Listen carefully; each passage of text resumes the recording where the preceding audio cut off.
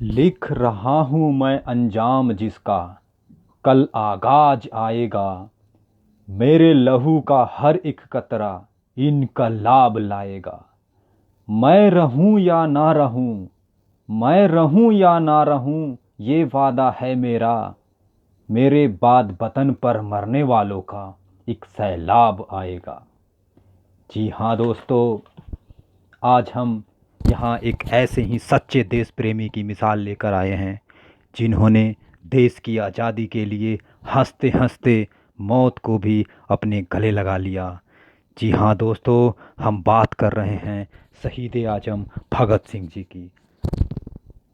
दोस्तों, ऐसा कोई इंसान नहीं होगा जिसने भगत सिंह का नाम नहीं सुना होगा। भगत सिंह ने देश की आज़ादी के लिए साहस के साथ शक्तिशाली ब्रिटिश सरकार का मुकाबला किया था। अपनी इसी छवि के कारण आज वह भारत के युवाओं के लिए एक आदर्श हैं। जी है दोस्तों, भगत सिंह का जन्म 28 सितंबर 1907 ईस्वी को पंजाब के ज़िला लायलपुर के बंगा गांव में हुआ था, जो कि अब पाकिस्तान का एक हिस्सा है। हम सभी को मालूम है कि भगत सिंह को 23 मार्च 1931 को फांसी दिया गया था।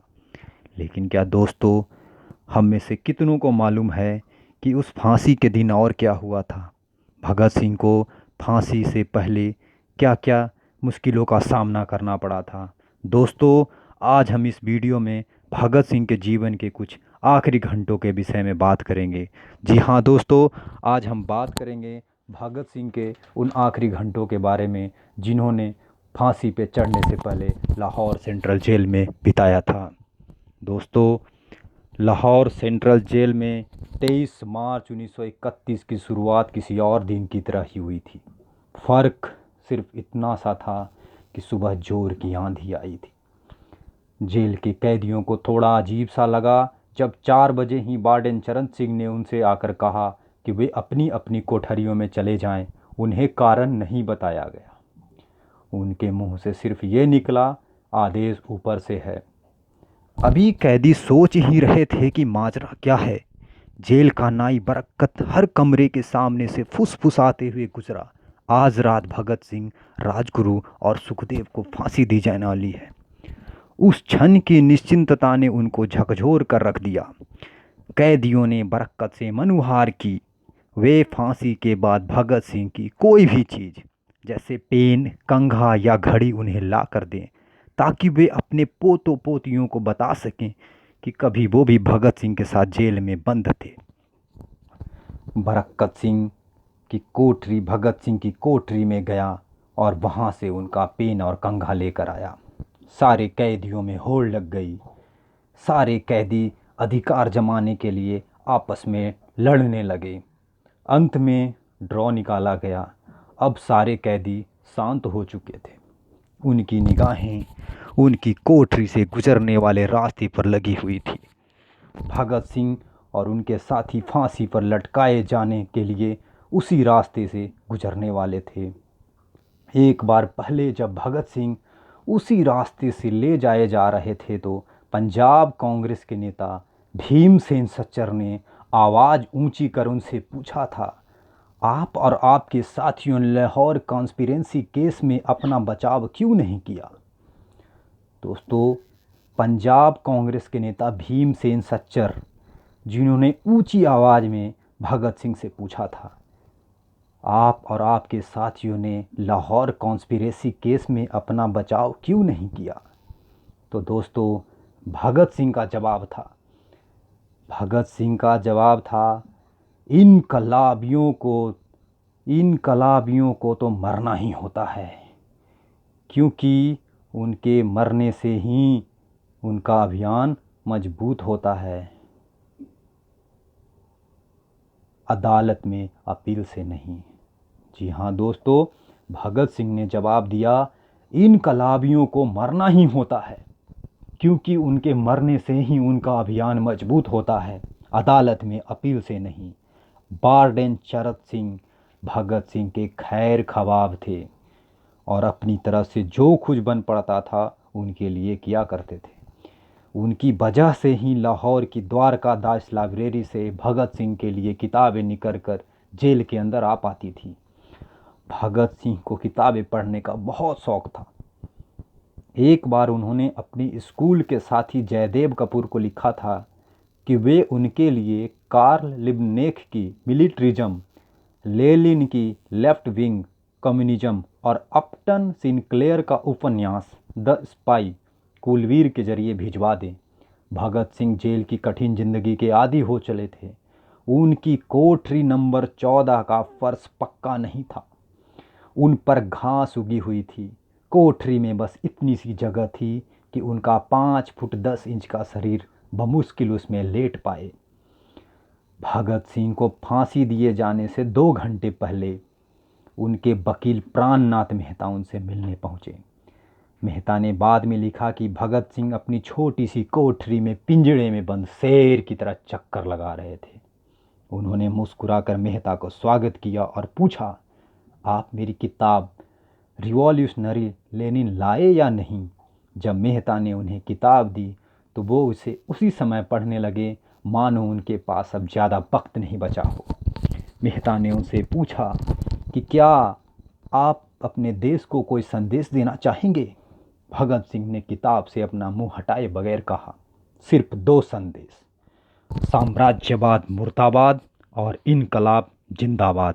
इसके बाद भगत सिंह ने मेहता से कहा कि वे पंडित नेहरू और सुभाष चंद्र बोस को मेरा धन्यवाद पहुंचा दें, जिन्होंने मेरे केस में गहरी रुचि ली थी। भगत सिंह से मिलने के बाद मेहता राजगुरु से मिलने उनकी कोठरी में पहुंचे। राजगुरु के अंतिम शब्द थे, हम लोग जल्द मिलेंगे।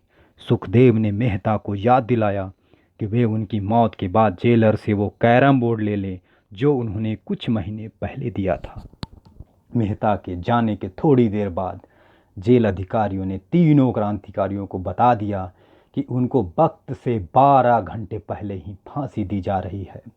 अगले दिन सुबह 6 बजे की बजाय उन्हें उसी शाम 7 बजे फांसी पर चढ़ा दिया जाएगा। भगत सिंह मेहता द्वारा दी गई किताब के कुछ पन्ने ही पढ़ पाए थे कि उनके मुंह से निकला, क्या आप मुझे इस किताब का एक अध्याय भी ख़त्म नहीं करने देंगे? भगत सिंह ने जेल के मुस्लिम सफाई कर्मचारी बेवे से अनुरोध किया था कि वे उनके लिए उनको फांसी दिए जाने से 1 दिन पहले शाम को अपने घर से खाना लाएं, लेकिन बेवे भगत सिंह की ये आखिरी इच्छा पूरी न कर सके, क्योंकि भगत सिंह को 12 घंटे पहले फांसी देने का फैसला ले लिया गया था और बेवे जेल के गेट के अंदर ही नहीं घुस पाया। थोड़ी देर बाद तीनों क्रांतिकारियों को फांसी की तैयारी के लिए उनकी कोठरियों से बाहर निकाला गया। भगत सिंह, राजगुरु और सुखदेव ने अपने हाथ जोड़े और अपना प्रिय आज़ादी गीत गाने लगे। कभी वो दिन भी आएगा कि जब हम आज़ाद होंगे, ये अपनी ही जमी होगी, ये अपना ही आसमां होगा। फिर इन तीनों का एक एक करके भजन लिया गया। सबके भजन बढ़ गए थे। इन सब ने सबसे कहा गया कि अपना आखिरी स्नान करें। फिर उनको काले कपड़े पहनाए गए, लेकिन उनके चेहरे खुले रहने दिए गए। चरत सिंह ने भगत सिंह के कान में फुसफुसा कर कहा कि वाहेगुरु को याद करो। दोस्तों, जब उनको वाहेगुरु को याद करने को कहा गया, भगत सिंह ने कहा, पूरी ज़िंदगी मैंने ईश्वर को याद नहीं किया। असल में मैंने कई बार गरीबों के क्लेश के लिए ईश्वर को कोसा भी है। अगर मैं अब उनसे माफ़ी मांगूं तो वह कहेंगे इससे बड़ा डरपोक कोई नहीं है। इसका अंत नज़दीक आ रहा है, इसलिए ये माफ़ी मांगने आया है। जैसे ही जेल की घड़ी ने 6 बजाए, कैदियों ने दूर से आती हुई पदचापें सुनी। उनके साथ भारी बूटों के ज़मीन पर पड़ने की आवाज़ें भी आ रही थी। साथ में एक गाने का भी दवा स्वर सुनाई दे रहा था, सरफरोशी की तमन्ना अब हमारे दिल में है, देखना है जोर कितना बाजुए कातिल में है। सभी को अचानक ज़ोर ज़ोर से इनकलाब जिंदाबाद और हिंदुस्तान आज़ाद हो के नारे सुनाई देने लगे। फांसी का तख्ता पुराना था, लेकिन फांसी देने वाला काफ़ी तंदुरुस्त। फांसी देने के लिए महसी जल्लाद को लाहौर के पास शाहदरा से बुलवाया गया था। भगत सिंह इन तीनों के बीच में खड़े थे। भगत सिंह अपनी माँ को दिया गया वो वचन पूरा करना चाहते थे कि वो फांसी के तख्ते से इनकलाब जिंदाबाद का नारा लगाएंगे।